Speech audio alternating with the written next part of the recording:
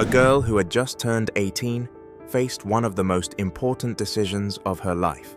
She could either continue living as a nun in the orphanage where she had stayed since she was 12, or leave and carve her own path.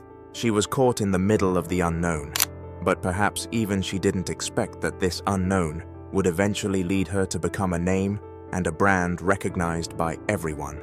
Gabrielle Chanel, or as the world knows her, Coco Chanel. How did someone who grew up in an orphanage go on to build a brand worth billions of dollars? This seemingly pure and motivational story might not be as innocent as it appears. How did they manage to profit from both world wars? What ties did they have with the Nazis? It's time to uncover the hidden truths of Chanel.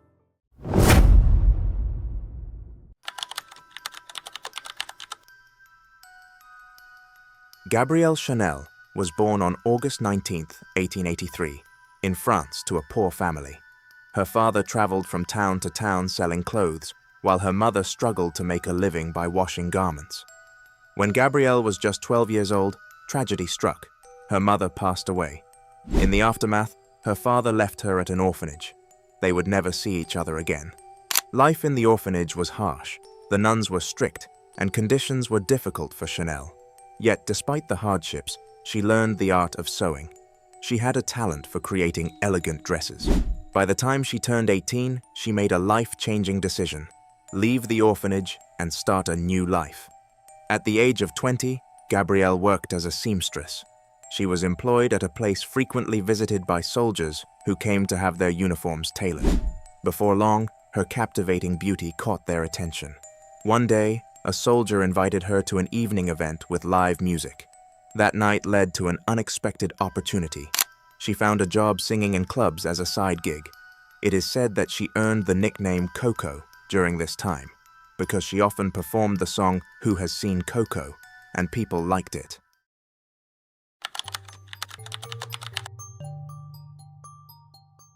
During one of her evening performances, Chanel met Etienne Balsan, a wealthy polo player and socialite.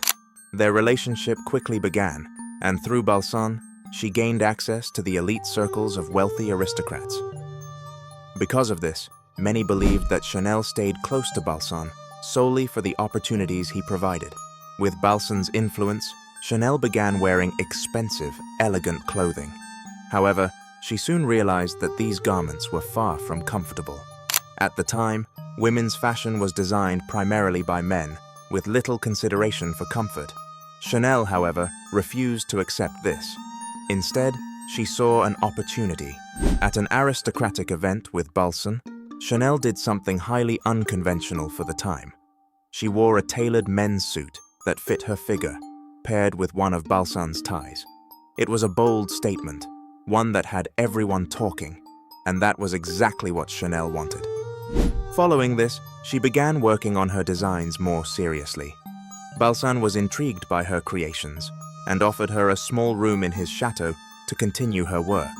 He saw it as a simple hobby, but Chanel had bigger plans. She was determined to turn it into a business. All she needed was an investor.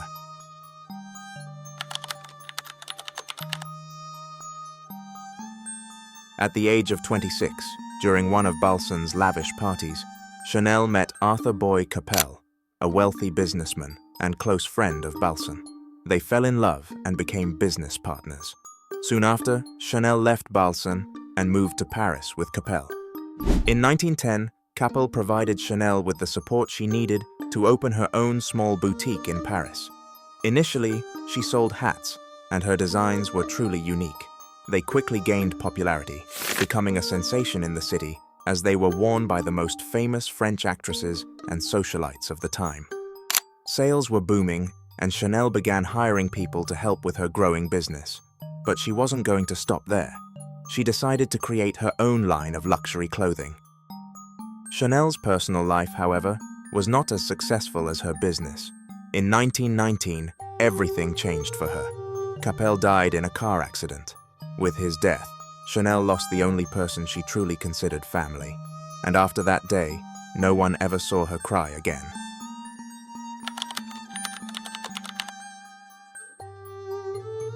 In 1921, Chanel launched No. 5, a fragrance that would become the best-selling perfume in the world, a legacy that continues to this day. But despite its success, there was a problem. Capel was gone, and Chanel needed a new business partner. At that time, women were not allowed to have their own bank accounts, making it extremely difficult for her to sign contracts or handle financial matters. In 1924, she found a new investor, Pierre Wertheimer, a wealthy businessman with experience in luxury fashion brands. However, the terms of their partnership were far from fair. Chanel would receive only 10% of the profits from No. 5. Though she resented the deal, she had no choice but to sign it, a decision she would battle against for the rest of her life. Then, in 1925, the iconic Chanel logo was introduced, which is recognized worldwide today. Chanel began a relationship with the Duke of Westminster, which allowed her to form connections with influential figures, including Winston Churchill.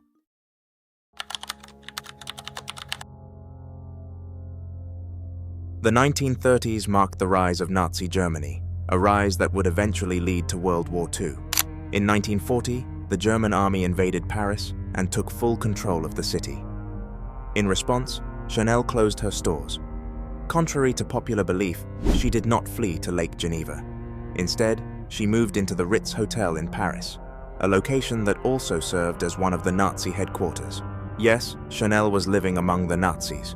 More than that, she entered into a relationship with Hans Gunther von Dinklage, a senior German officer. In the most literal sense, she was sleeping with the enemy.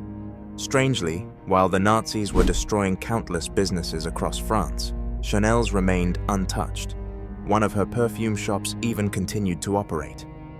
Even though we don't know all the details of the events, one thing is clear. Chanel was working as a spy for the Nazis. They did not choose her at random.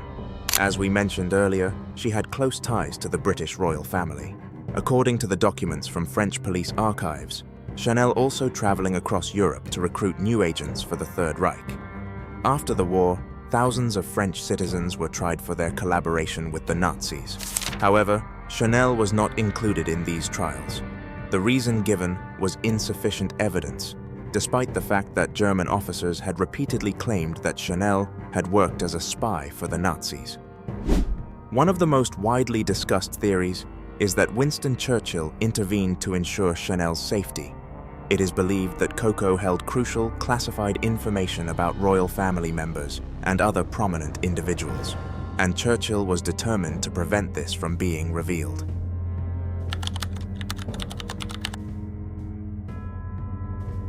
Although Chanel was not officially found guilty, her reputation in France was severely damaged after the war. Paris was no longer a safe place for her, so she fled to Switzerland, where she spent the next 10 years observing fashion from the sidelines. Eventually, she decided to return and rebuild her brand's former popularity. In 1954, at the age of 71, she reopened her fashion house, which had remained closed after the war. However, as expected, the public had not forgiven her, and there was widespread hatred toward her brand. To overcome this, she sent her clothes to America, where the public had limited knowledge of her connections with the Nazis. The American audience appreciated her designs. Chanel had once again become the queen of fashion. She passed away in 1971 at the age of 87, and Karl Lagerfeld took over as the creative director of the company, helping it grow even further.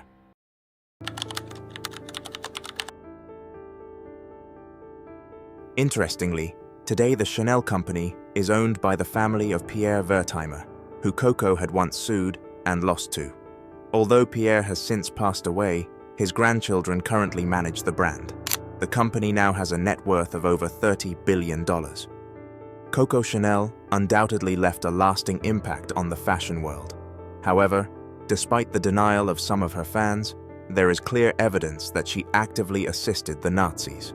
On the other hand, the company now only carries Coco Chanel's name, and its management is in the hands of a different family. Yet there are still questions we must consider.